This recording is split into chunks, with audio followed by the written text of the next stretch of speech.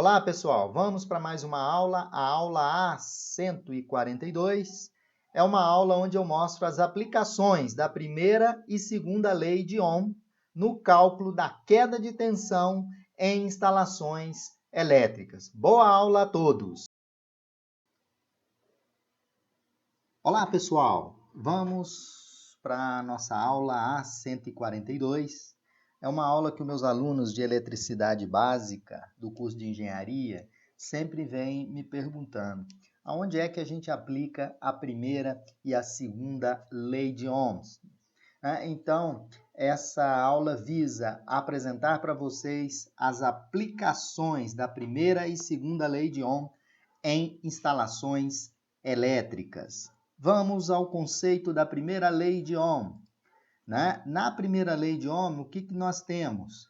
Chama-se de resistência elétrica a oposição interna do material à circulação das cargas. Então, é a oposição à corrente elétrica, ou seja, a resistência é a oposição à circulação das cargas elétricas. Por isso, os corpos que são mal condutores, os corpos maus condutores têm resistência elevada. A borracha tem resistência elevada, né? Ela tem dificuldade para conduzir corrente elétrica ou conduzir cargas elétricas. E os corpos bons condutores, eles apresentam menor resistência. É o caso dos condutores de cobre, de alumínio, né? O corpo humano, pessoal, também é um condutor, porém, não tem a mesma condutibilidade do cobre, tá? A lei de Ohm, a primeira lei de Ohm, ela é definida por essa circunferência com essas três variáveis aqui, onde a resistência elétrica é a oposição à passagem de corrente. Então, a resistência é igual a tensão dividido pela corrente. Então, R é V sobre I. E o que é a corrente? A corrente, I, desse lado aqui, é V sobre R. E o que é a tensão elétrica? É R vezes I, tá? Onde V é a tensão elétrica, I é a corrente e R é a resistência que é dada em ohms. Ok? A tensão em volts e a corrente em amperes. Em instalações elétricas, nós calculamos as quedas de tensão, né, que existem nos condutores, para dimensionar a seção dos condutores. Isso é uma das aplicações da lei de Ohm em instalações elétricas. Vamos agora para a segunda lei de Ohm. Na segunda lei de Ohm, o que se estabelece na segunda lei de Ohm? Para qualquer condutor dado, né, a resistência elétrica desse condutor depende do comprimento do condutor, da seção transversal do condutor e da resistividade do material a qual o condutor foi construído. Então, podemos dizer que R é ρ, que é a resistividade do cobre ou do alumínio, depende do material que o condutor é feito, vezes o comprimento do cabo, dividido por S, que é a seção transversal do condutor. Pela primeira lei de Ohm aqui, vocês podem observar que quanto maior a extensão de cabo em uma instalação elétrica, maior vai ser a queda de tensão. Por quê? Maior vai ser a resistência do condutor. A resistência sendo maior, a queda de tensão vai ser maior, que a queda de tensão é R vezes I, onde R aumenta porque o comprimento aumenta. Para minimizar os impactos da queda de tensão em instalações elétricas, às vezes torna-se necessário aumentar a seção transversal do condutor. Aumentando a seção transversal do condutor, reduz a resistência. Uma vez que, se eu tenho uma distância fixa, eu não posso alterar essa distância, ok? Lembrando aqui que a resistência é dada em ohms, a resistividade em instalações elétricas, a gente trabalha a resistividade em ohms vezes milímetro quadrado por metro, onde o comprimento nessa expressão, pessoal, ele pode ser dado em metros. E S é a seção transversal, que é dada em milímetros quadrados. Para o cobre, é dado que a resistividade do cobre é 0,0178 ohms por milímetro quadrado, né? Isso por metro, e aqui por metro, isso para uma temperatura de 15 graus. Então, aqui a gente já tem a visão que quanto maior a extensão de cabo numa instalação elétrica, maior a resistência e provável maior aumento da queda de tensão. É uma aplicação nas instalações elétricas. Bom, e o que isso impacta? O que isso vai impactar? Tem alguns equipamentos, ou a maioria dos equipamentos eletroeletrônicos, para o perfeito funcionamento, os circuitos terminais, né, circuitos de TUG, têm que apresentar uma tensão nominal, né, uma tensão ali na tomada, aproximadamente a tensão nominal indicada no equipamento pelo fabricante. Então, a geladeira, o ferro de passar, o micro-ondas, a máquina de lavar, eles apresentam tensões nominais. Então, a tensão na tomada tem que ser aproximadamente igual à tensão nominal do equipamento. O que isso acarreta se não for aproximadamente igual? Você vai ter desperdício. Parte da energia vai ficar em forma de queda de tensão e aquecimento nos seus condutores. Bom, continuando, podemos observar que o dimensionamento dos condutores, ele pode ser feito por dois métodos, que é o método de queda de tensão e o método capacidade de condução de corrente, né? Então, eu tenho dizer para vocês o seguinte: os circuitos de tomada, que são circuitos terminais, as tensões nos circuitos terminais, se diferente das tensões nominais dos equipamentos, nós teremos alguns prejuízos. Por exemplo, se for um motor, se você perde a tensão, você vai ter redução do torque dos motores. Se a tensão nominal é diferente, a tensão nominal da tomada é diferente do equipamento conectado ao motor, por exemplo, você perde torque no motor, que é força. Você vai ter dificuldade na partida de um motor elétrico, por exemplo. Se for a carga for iluminação, a tensão for muito diferente da tensão nominal sugerida lá pelo fabricante, você vai ter uma redução na iluminância das lâmpadas. As lâmpadas vão ficar mais fracas, né? Não vão ter ali toda a energia e toda a iluminância para aquela tensão nominal. Outro aspecto importante é a redução da vida útil, né? Se você tem tensões muito diferentes da tensão nominal dos equipamentos, você vai reduzir a vida útil desses equipamentos. Não? Então, veja bem onde está aplicado a primeira e a segunda lei de Ohm em instalações elétricas. Agora, vamos aqui fazer um exercício onde nós vamos encontrar a queda de tensão em um circuito a dois condutores, monofásico ou bifásico, fase-fase ou fase neutra. Vamos ver como é que a gente calcula essa queda de tensão. Então, se vocês podem observar aqui, o condutor ele tem duas pernas. Então, eu vou ter uma queda de tensão ΔV sobre 2 aqui e uma queda de tensão ΔV sobre 2. Eu tenho a minha carga, tenho uma tensão VC na carga, então eu tenho aqui uma tensão VC na minha carga.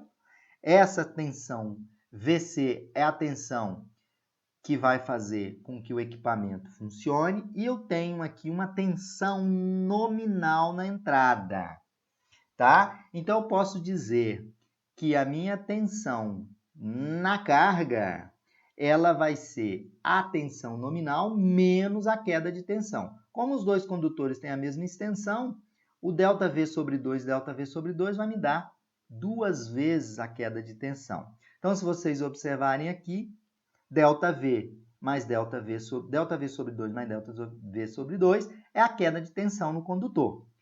Ok? Como que eu calculo a queda de tensão? Primeira lei de Ohm é R vezes I. Então, vai ser R, L vezes I, certo? Multiplicado por 2. Por quê? Eu tenho duas resistências aqui, tá? Então, a minha queda de tensão ΔV é 2RL vezes IC, certo? 2RL e C.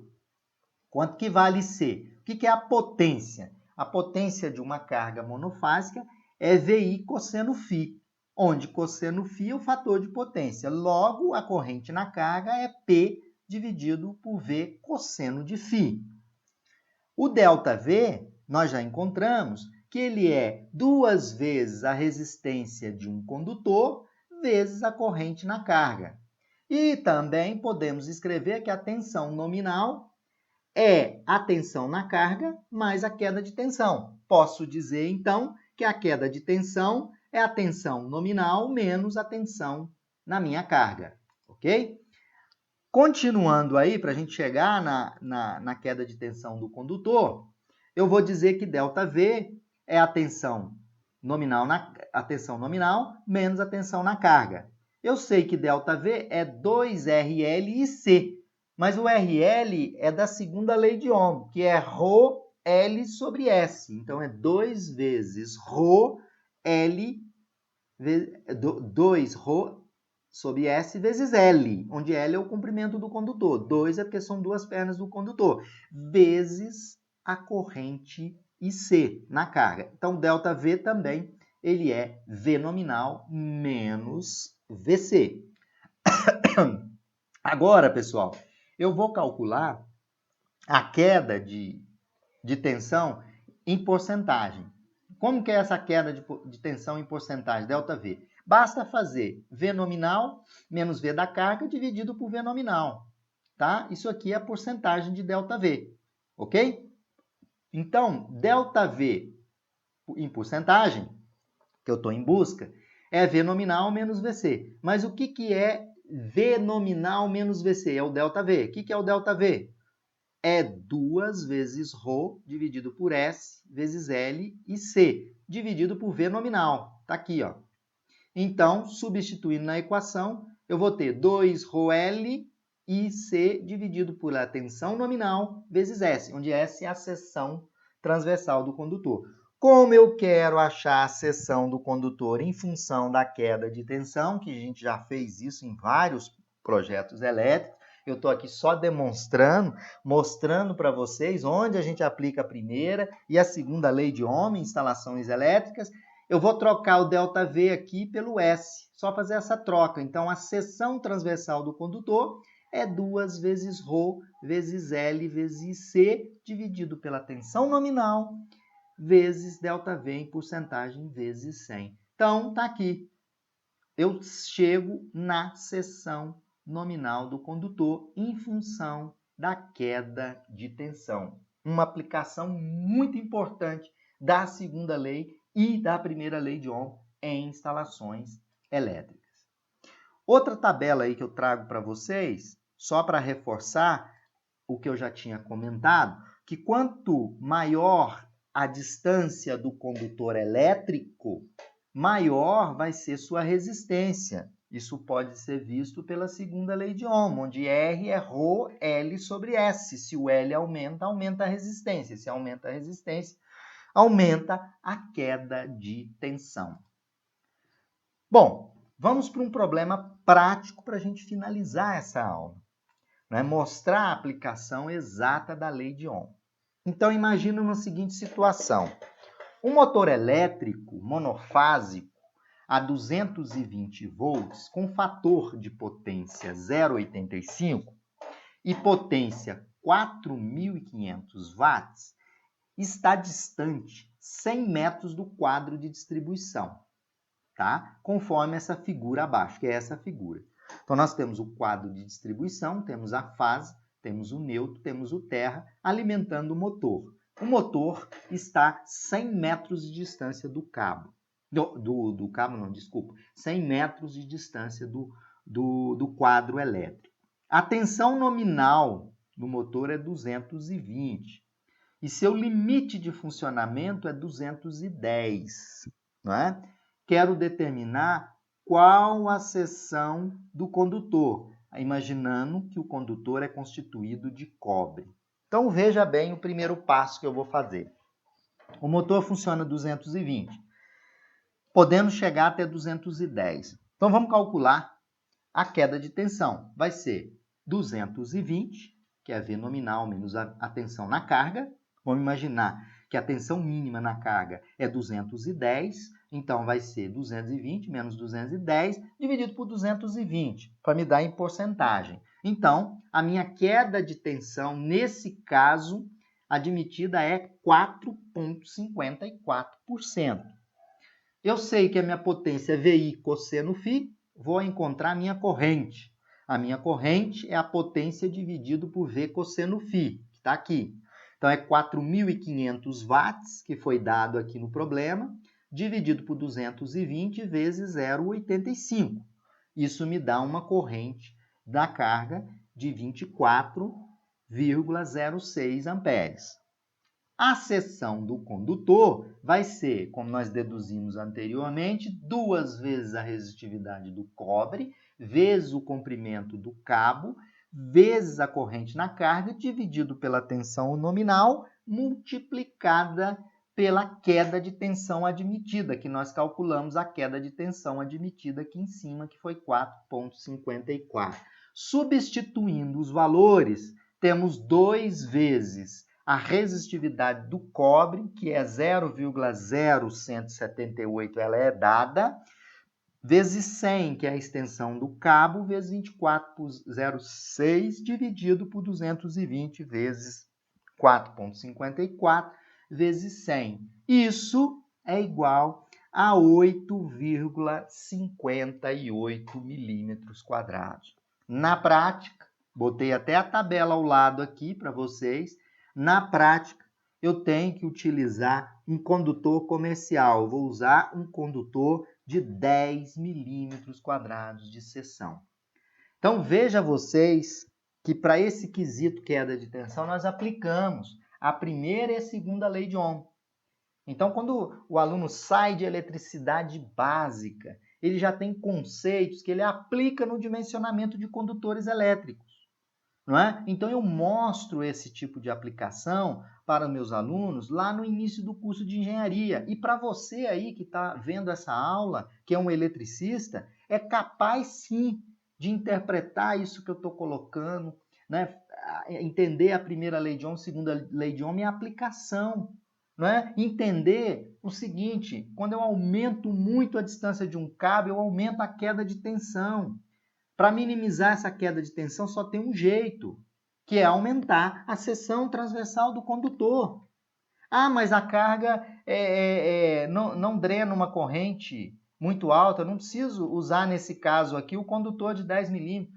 É necessário sim.